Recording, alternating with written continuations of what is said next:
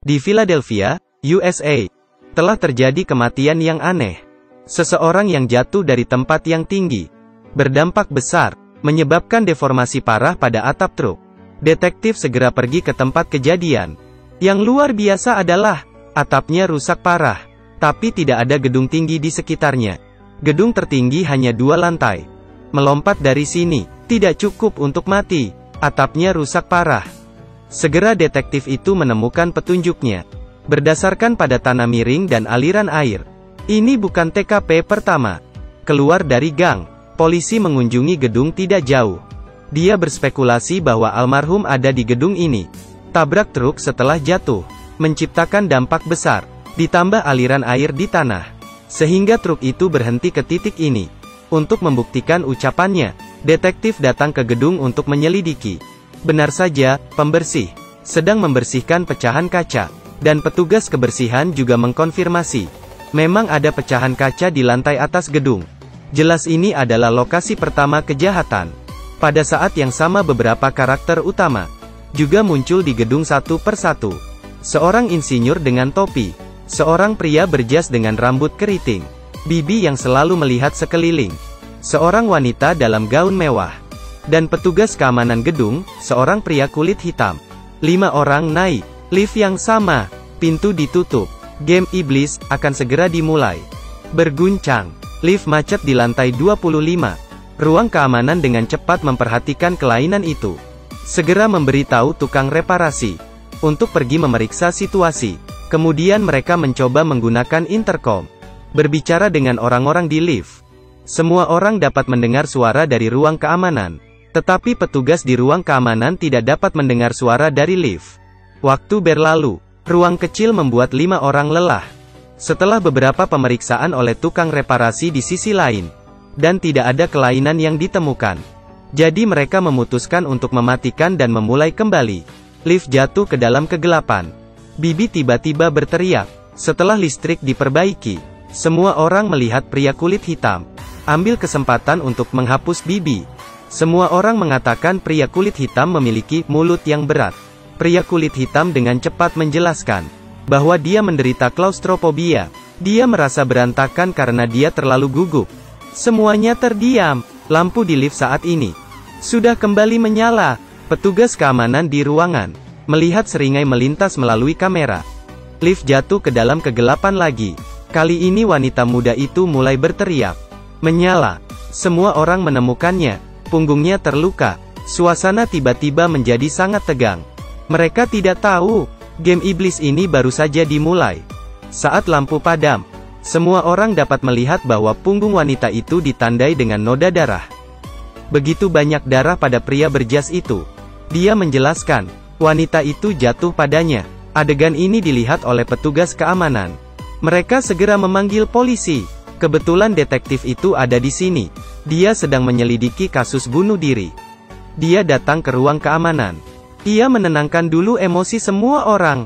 Pergi untuk memeriksa formulir pendaftaran pengunjung. Selidiki identitas 5 orang satu persatu.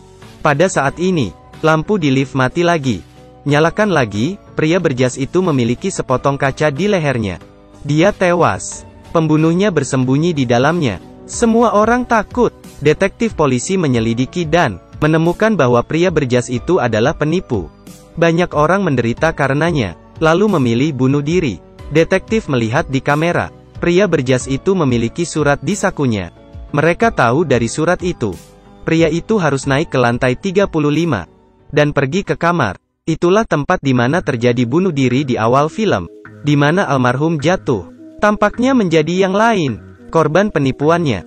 Penjaga keamanan di ruang keamanan mulai gugup. Dia pikir semuanya dilakukan oleh iblis.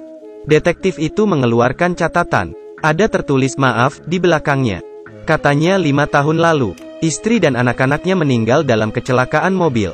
Pengemudi melarikan diri hanya meninggalkan catatan. Dia masih buron dalam 5 tahun ini.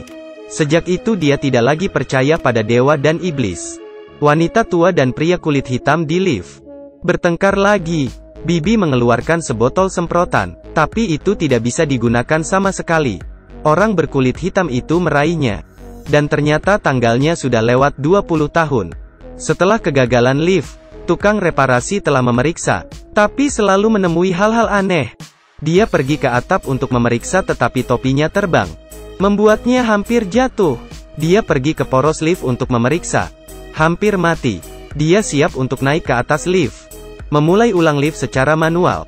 Akhirnya, skrup jatuh. Dia jatuh sampai mati di lift. Situasinya terlalu buruk sekarang. Detektif hanya bisa memanggil petugas pemadam kebakaran untuk menyelamatkan orang.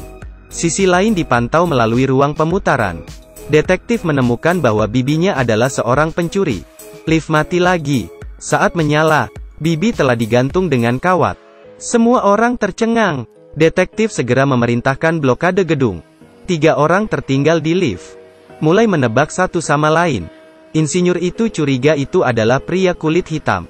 Tetapi pria kulit hitam telah membentuk aliansi dengan wanita itu. Curiga bahwa insinyur yang melakukannya. Jadi wanita itu memanggil pria kulit hitam untuk membunuh insinyur. Namun akhirnya dihentikan oleh detektif polisi.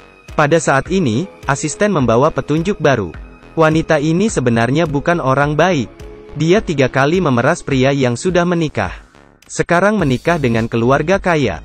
Dan pria kulit hitam adalah karyawan perusahaan suami wanita itu. Detektif itu berspekulasi, mungkin suami wanita itu mengetahui bahwa dia selingkuh. Jadi sekarang dia mengirim orang kulit hitam untuk membunuhnya. Yang berikutnya mati.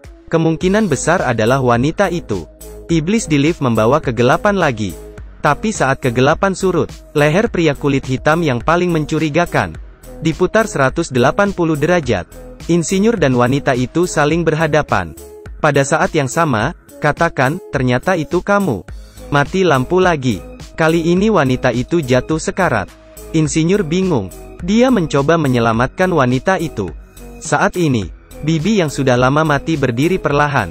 Bibi telah dirasuki oleh iblis. Dia berkata kepada insinyur, apakah kamu siap? Sekarang giliran Anda.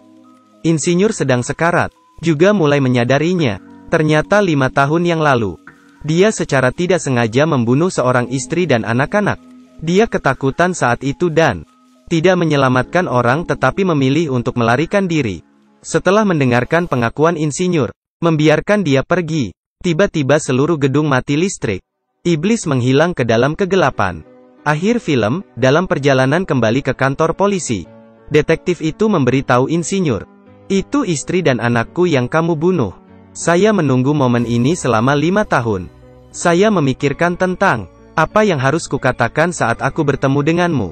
Tapi sekarang, aku memaafkanmu. Sebenarnya tema film ini adalah untuk menyampaikan kepada kita, jika iblis ada, maka Tuhan juga pasti ada.